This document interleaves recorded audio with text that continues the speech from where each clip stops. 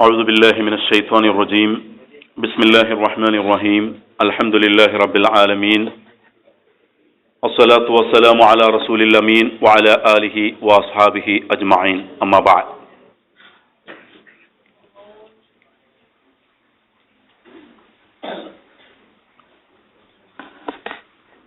We have listened to and watched a beautiful presentation about how to dispose of our rubbish. Now, what I would like to tell you today or speak to you about is the role of the youth in Islam. We have different stages in our life cycle, from early fetal stage in our mother's wombs. When we are born, little babies, grow up, toddlers, then become, early childhood, then we grow up, keep growing. Then comes a very important stage in our life, that's our youth. The youth doesn't stay with us forever. We grow into, middle age, then old age. These are our stages. But life never ends there. We know that with the death, we enter the real life, everlasting life. But youth, as most of you are now in, is very important stage. Not just in Islamic perspective, everybody is after youth. That's a very effective age if it can be used positively, and it's very vulnerable as well. It's very easy to go astray, to go, to deviate from the straight path. Everybody wants youth. You know that the world, when you turn the TV on, when you read the newspapers, when you read something online, you see things going around the world. Violence, bomb blasts, terrorist activities, war, fighting, the list goes on.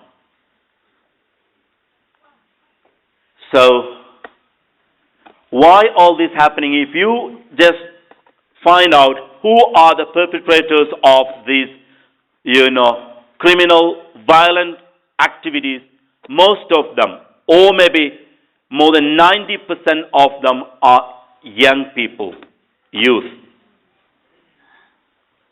Why is it happening? Why do young people choose to, blast themselves up in an attempt, the so-called suicide bombing? Why do people enjoy killing and hurting others? As Muslims, we know that how much Islam stresses on on peace, and peaceful coexistence, living safely and let others live safely. But what's going around in the so-called Muslim countries, in our own communities, is very appalling, very, very, disappointing. Although Islam has nothing to do with it, it's actually the absence of Islam that prompts these people to do this. Whether it is in Syria, Libya, Pakistan, Afghanistan, Iraq, you name them. Wherever we see these, things going on, Muslim young men, under what ideology they may be, fighting to oust or outthrow the dictators there who enslaved them. But still, They're not fighting, the people in Libya are not fighting Gaddafi directly, to name. But instead, they're out there with arms in their hands, and they're shooting their own brothers and sisters, each other. We do not know what element, what aspect of Islam allows them to do this. It's really, really, thought-provoking. We need to sit back and think. Especially the young boys and young girls. There are chances that you've been misled by somebody with vested interest. They're not religious. They may look religious with their appearances. They may preach, they may quote from Quran and Hadith, but they have nothing to do with Islam. But they can easily brainwash you, especially when you are online. As Muslims, we should always know what we are doing and who we are hanging around with. We can't have friends that mislead us. Maybe, you have friends that do not practice Islam in their life. If you can't change them, or if you cannot maintain your identity and live as a Muslim, it's better, don't have friends that can badly influence you. If you can't say no when you want to say no, then it's better you don't have such friends. As a Muslim, we have got some duties. Even if it's our parents, sometimes maybe our parents may not be that religious in some aspects, okay. Let's say for an example, your parent asks you to take the hijab off, or not to pray, or anything that matter, because it's very clear in Quran and in Islam that, a woman, a girl has to wear hijab. Even if a parent asks you to take the hijab off, if you believe in your religion, you can't take that off. You can't compromise on the basics of Islam. It happens, some of your friends sometimes may influence you. They keep, when you grow up, it's going to be stronger, the influence. They mislead you. But always keep in your mind, our life, we are living here and preparing for the life hereafter.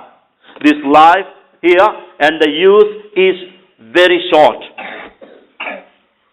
So Allah subhanahu wa ta'ala mentioned in many parts of the Quran, also through hadith we know that,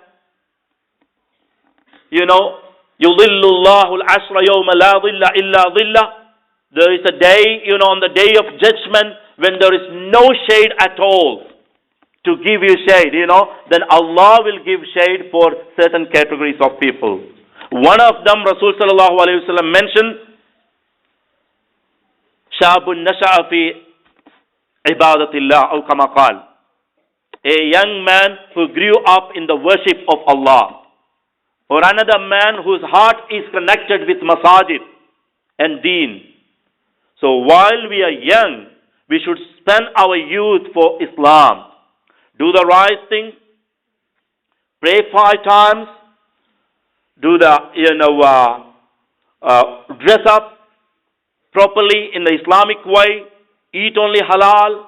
Very basic things. You all know that. That's the good thing. That's the beautiful aspect of the thing that you learn, you get being the students of an Islamic school. You know what is a yes and what is a no in Islam. What you're supposed to do, what you're not supposed to do. But knowing is not everything. Just knowing that this is halal, this is haram, this is makruh, this is jaiz, this is sunnah, this is mustahab. A lot of things. Some students especially, they're so eager to learn more and more about Islam. It's amazing the abundance of knowledge they have in their religion. But knowing is one thing and putting them in practice in your life. Sit up properly. Putting them in your life is another. Knowing is of course good, but whereas you have to practice in your life. So what's the point in knowing something about Islam, what is good, if you don't practice in your life? So as young men, you always remember that this period people will try to influence you. Your friends can have a damaging, effect on you. It can be others, the so-called corrupted versions of Islam are there. Those who promote and speak for violence. We should never ever, be prey to such people and such organizations. How can people, if you read the news these days, or if you watch a news on TV, the main stories all coming from our own Islamic, Muslim nations. Why? Because that's where Shaitan is working very strongly. Shaitan divide between us, give us false pride that we are better than others, give us false hope, misguide us. Whereas Shaitan leaves the non-Muslims because they already deviated gone away from the path. They are heading straight to the final abode. That's sure for them. But those who have Iman, the Muslims like us, Shaitan doesn't want us to follow the Islam properly. Once I think that if my memory serves me right, it was Imam Malik rahmatullah alayhi. He was asked about why Muslims get involved in all these sort of things more and more. Then he said, he pointed to the marketplace and said, ask, brothers, you can see long line of shops there. If a thief wants to break in, a burglar wants to break in and steal stuff, what do you think? Which shop he will break in? There are shops with, so full of goods in the merchandise, valuable things. Other shops have practically nothing. Very, cheap vegetables and stuff. Where do you think the burglar, the thief will try to break in? Of course, he will try to break in the most valuable place. Maybe a jewelry or maybe some other special places. Why? Because he knows that's where the value is. And it is same thing with Muslims. Because when we have Iman, Shaitan wants to deviate us from the track. He wants to mislead us, especially the youth. So as growing young Muslim boys and girls, you should grow your Iman stronger and stronger. Never ever, be, compromise on the basic things of your Islam. But on the other hand, never become extremists in any matters. Because we always should be ummatan wasata. That's the quality Rasul sallallahu alaihi wasallam gave for the real Muslim ummah. Ummatan wasatan, a mediocre community. Do not go to the extremes. Don't go far from the teachings of Islam and practices. Don't be so strict and extremist. Okay, because it's a practical religion. Ad-Deen is the complete way of life. May Allah subhanahu wa ta'ala, guide us rightly, and let's all live as the right Muslims and virtuous, young men. Wa akhiru da'wana anil hamdulillahi rabbil alamin.